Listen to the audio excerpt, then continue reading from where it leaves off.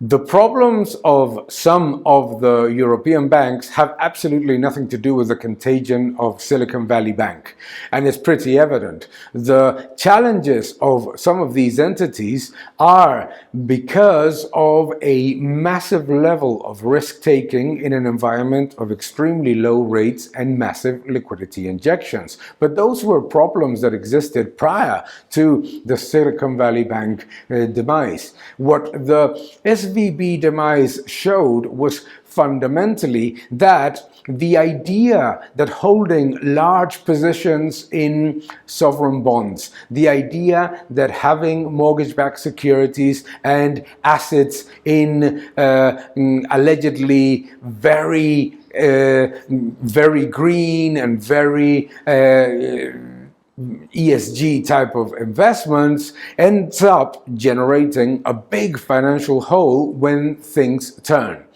Blaming this on rate hikes is, to be fairly honest, intellectually dishonest. Why? Because the problem is not created by the rate hikes. The problem was created by the excessive monetary policy, the massive money printing, and the very low rates.